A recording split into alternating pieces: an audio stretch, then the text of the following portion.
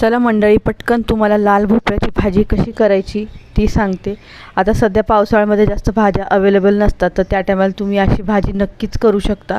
लाल भोपळ्याची वरची साल काढून घ्यायची, कारण ती कडक असते, तर ती काढताना थोडीशी सावधानीपूर्वक काढायची, हाताला लागू शकतं। आता बघू शकता याची साल तर मी काढून घेतली आणि याचे तुकडेसुद्धा करून घेतलेले आहेत। झटपट तयार होते भाजी।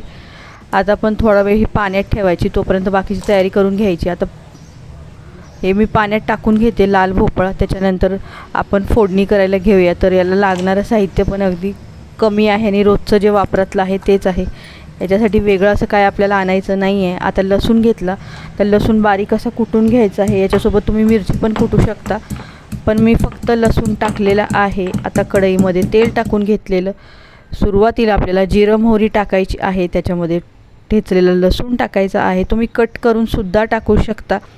याच्यामध्ये आता आपल्याला जगभरातले मसाले टाकायचे आहेत। हळद टाकायची, थोडंसं काश्मीरी मिरची पावडर टाकायचं, थोडंसं घरचं लाल तिखट टाकायचं आहे आणि थोडीशी हळद टाकायची, थोडासा गरम मसाला टाकायचा आणि याच्यात मी 2 मिरच्या कट करून घेतलेल्या आहेत। जसं की मगाशी तुम्हाला मी सांगितलं की तुम्ही कुठल्या तरी चालतील लसणासोबत। त्याच्यानंतर यामध्ये आपल्याला लाल भोपळा ॲड करायचा आहे, दोन्ही बाजूनी व्यवस्थित असा परतून घ्यायचा। परतून झाल्याच्या नंतर याच्यामध्ये आपल्याला मीठ टाकून घ्यायचं आहे आणि साधारण 3 ते 4 मिनिटासाठी झाकण ठेवून वाफ काढायची आहे। हा भोपळा लगेच शिजतो, भाजी म्हणाल तर चवीला उत्तम लागते। तर फायनली तर भाजी तयार झालेली आहे। तर कशी वाटली रेसिपी नक्की सांगा।